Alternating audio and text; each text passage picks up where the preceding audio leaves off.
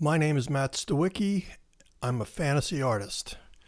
I think the term fantasy artist these days encompasses a little more than it used to. In the old days, I think it really meant that you were an illustrator, which I do consider myself to be. But I also have an interest in sort of more of what I'd call a fine art edge to that. I don't know if that's something I always achieve, but it is something that I keep in the back of my mind when I work. So to that end, when I got into the business, it was around 1991, I was a completely traditional painter. I had understudied with a noted Western painter. His name was Ken Lager, who took me under his wing, and I understudied with him in his studio for about a year before acquiring an agent who specialized in paperback covers. Now, as I said, at that point, I was doing everything traditionally. Everything was oil paintings, and we were shipping the paintings to New York many times in the wee hours of the morning, the day before it was due. So this is really where my background lies, in traditional guys like Frank Frazetta and Boris Vallejo, just to name a few. Now, the technique then, again, was very traditional, but also very time-consuming for me. I always felt that I couldn't move fast enough or produce enough work to be as relevant as I wanted to be. And after working in oils for about 8 years or so, the digital work really started to come into its own. And by that I mean programs like Photoshop and Painter were developed and were looking, they were really starting to look like the traditional medium that they were aiming to mimic. So I knew another artist who was a guy who seemed to experiment more than the more traditional guys that I knew. And he was one of the first ones to take the leap into the digital realm that I was aware of. Now, his work was kind of photorealistic to begin with and was kind of object oriented. It wasn't really the narrative storytelling paintings that I wanted to do and that I have done a lot of now. But I did recognize that the tools he was using were just fantastic, and what really impressed me was the speed. And I think that when you talk about digital versus traditional, the real edge for me is the speed to which the digital work can be produced and corrected, and also even sent to the clients. Everything about dealing with the physical world is all of those obstacles are removed, and we're able to just move so quickly through things. Clients in other states or even in other parts of the world can give me a correction, and within a half an hour they can have it back sometimes. Now, that's something you would not even come close to if you were shipping original art back and forth to be corrected, which used to be the norm. So the speed was really what interested me. The look of the art that I was trying to produce never really changed. So for me, coming into this with a traditional background, was really looking for the tools digitally that would mimic my traditional style. And again, in the late 90s, the tools were really getting to the point where they were doing that. It was, given enough time working on things and learning the programs, it was becoming very difficult to distinguish whether a piece was done digitally or in a traditional medium. This the speed pickup at this point also affected things like the preliminary work. The preliminary work I was able to do, even though it was still pretty down and dirty, was full color, full value. But I was able to do it with the ease of just a simple pencil. It was easy to correct, easy to erase. It didn't have the usual kind of pre-planning. You didn't need the usual pre-planning and things that something like an oil paint would need. I was able to be much more spontaneous. I was able to still really get a look that would inform where the next piece would go, where the finished piece would go. And it was something also that I think the clients appreciated, because they were able to not only see the composition of a piece, but they were able to now see mood and value built into the sketches, where this stuff, it was just hard to tell from a pencil drawing, which was, a lot more linear.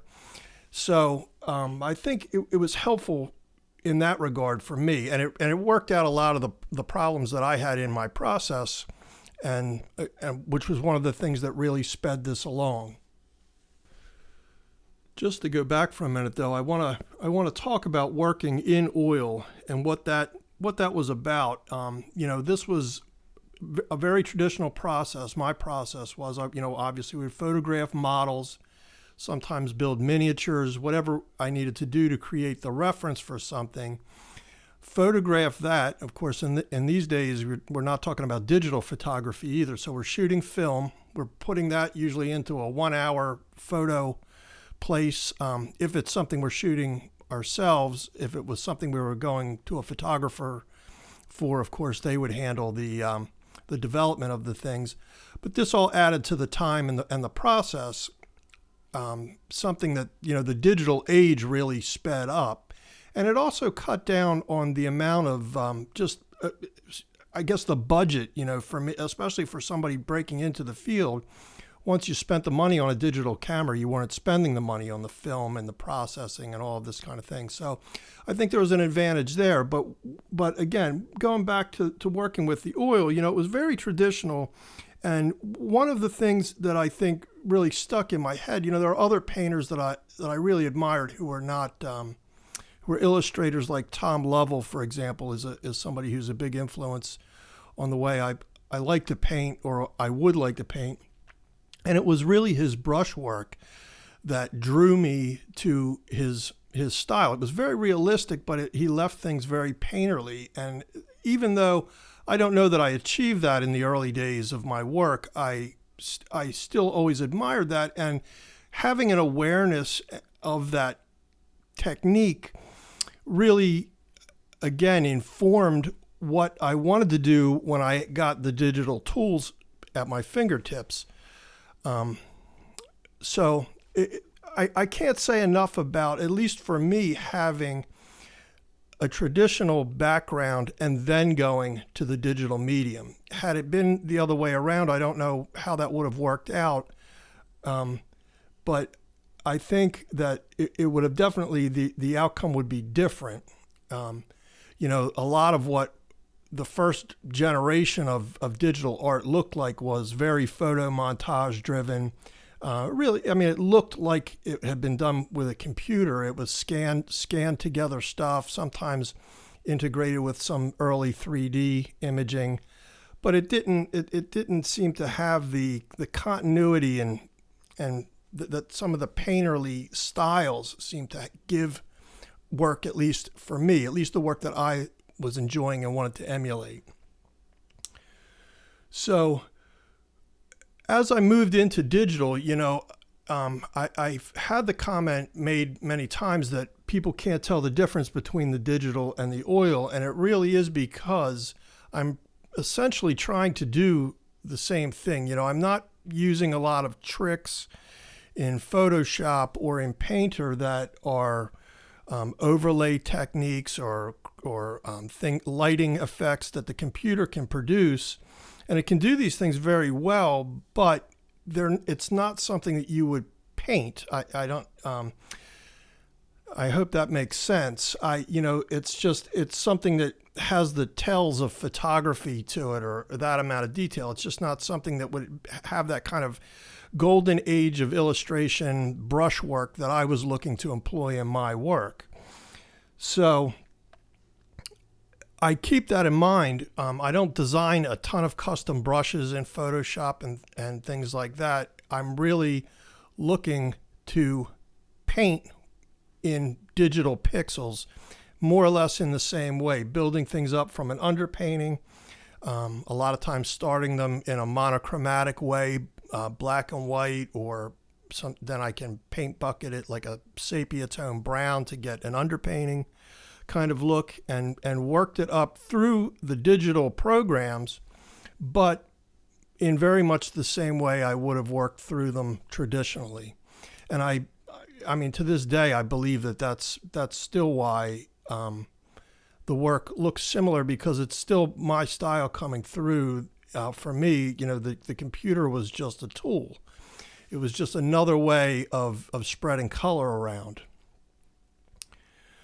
Now, of course, with today's AI and some of that kind of craziness, it's, I always felt like we were trying to convince people that you weren't just pushing a button and the computer was spitting this art out. Now, of course, that's exactly what we've run into, and we're still defending that. So I don't know what to say about where we're going, but I can at least tell you a little bit about where we've been. So again, the digital, there are many advantages, not just in the speed and trying to move things along as far as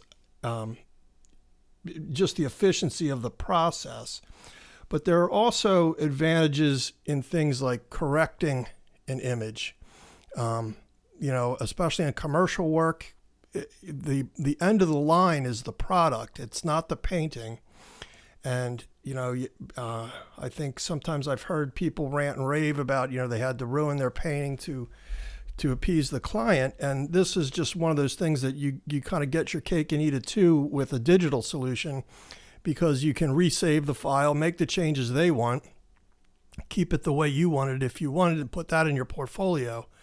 Certainly years ago with the traditional painting, there are times when I would make a correction to something on the original and not be as happy with it as maybe I was at first, but it's what the client requested, and it's, what we needed to do.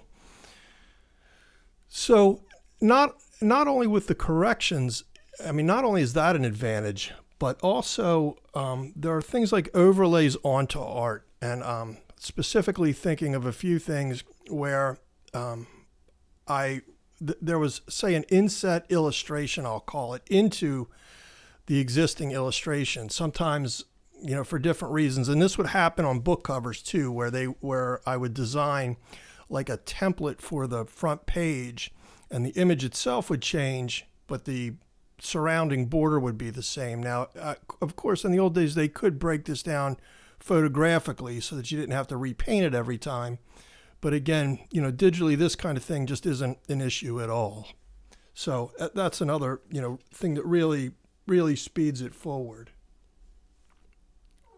Now that it's been about 20 plus years since I've made the digital plunge, I still really enjoy the process of painting when I have the time, and that's one of the things. The commercial deadlines sometimes won't allow for it, or at least they don't allow for it the way as slowly as I may work or may want to work with something. When digitally I know I can make the deadline for the client, and they'll be happy with the result. So, but these days I try and integrate the digital as far as I can, even in the paintings that I work on. And by that, I mean that I do all of the preliminary work most of the time. I do some sketching and things like that on a sketch pad, and then I'll scan that in and then start to develop composites for the value and the composition of the backgrounds on things, and then move that even into a value study that is at sort of a sketch phase. And with the technology these days, an archival print can be made of that, which essentially for me provides the underpainting. That's really as far as I choose to take it. You certainly could take it further, but to me there are some reasons why I don't. I still am trying to produce, when I create a piece to be shown and to be sold as an oil painting, I don't want what I'm trying to avoid is just a touched up print. So I only take it as far as the underpainting, and then that way I'm still doing all of the finished oil work the old fashioned way. So in every way, things, really it is a painting in every way. But it saves me the first several from going under something like a projector, a lucograph, to transferring the drawing and spending time doing that, working up the underpainting in a monochromatic value. A lot of the stuff especially in illustration, or even in what I feel are more fine art oriented stuff, once I decide on a composition, there's several stages where you're really just recopying the idea, what feels like again and again. And sometimes I think you can lose some things in that. Sometimes it gets better, sometimes it gets worse. But I've found that scanning in what pencil drawings I want or feel like I need, sometimes I draw directly into the digital medium using a Wacom tablet. And once I get a composition that I like, then I can, again, print that out on either an archival canvas or paper, mount that down to masonite. But what I do to assure that I'm at that underpainting sort of cutoff is that I color it completely in like a burnt umber color, so that once it's mounted down, it is almost in every way like a digital underpainting that now has been transferred to the board.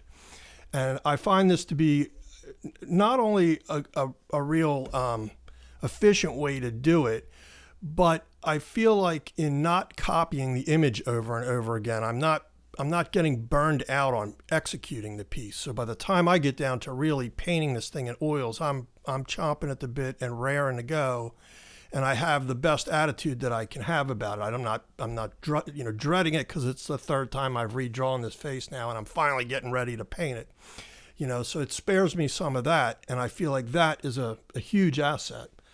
So, for me, I've kind of found where it fits in the flow of my work. There are, of course, people who work completely digitally, who do wonderful work, who've never painted. There's such a variety like there is in many of the arts. But for me, it's really in the development and the use of, the computer at the early stages to just get the ideas out as quickly as I can, and to just pick up speed at points in case, I've misjudged something. And that's something else I just want to touch on briefly is, there have been several times where I've been working on a piece. I had every intention of working on it traditionally. I would do, the sketches digitally, start the painting, and then realized a few days into the painting that I was not going to get this painting done to my satisfaction in the amount of time I had. I just misjudged how long it was going to take. And it happens. I mean, I'm better at that after 30 years in the business than I used to be, but it does still happen. Some things just don't go as well as is planned. And what I've done is I've taken then a high resolution photograph of the oil painting in the state that it's in, whatever state of unfinished that it's in at that point, and move it into working in Photoshop and just finish it digitally. Now, the clients aren't, they're not even in on this. It's just, they still just get a JPEG file at the end. So the process isn't really that important to them. It's really the final product that is important. But it takes the pressure off of me then, and I can give them a better piece because I'm just able to cycle through more of the process more quickly digitally. And then what I've done, if the piece turns out well and everything goes as planned, I can go back to the oil painting then with the finished digital piece in hand as the guide to what the finished painting should look like. Of course, there's always some tweaks here and there and some things that are different about it. But I found that to be a great solution if I really get into a time bind. And it is something I've done a few times, and it works great. And again, that's something that just the speed of the digital cameras these days and the digital process, being able to be in-house with all of this transition. I should also say that I have a Giclée printer. So everything that I'm doing is available to me in my studio. I'm not going out and sending it out to be printed or anything like that. So I'm not waiting on anybody else, which has just been a night and day difference, when you're trying to get things done under the gun. So as I wrap this up, that's my 2 cents on digital versus analog. I hope you found it informative, and if you have any questions, let me know.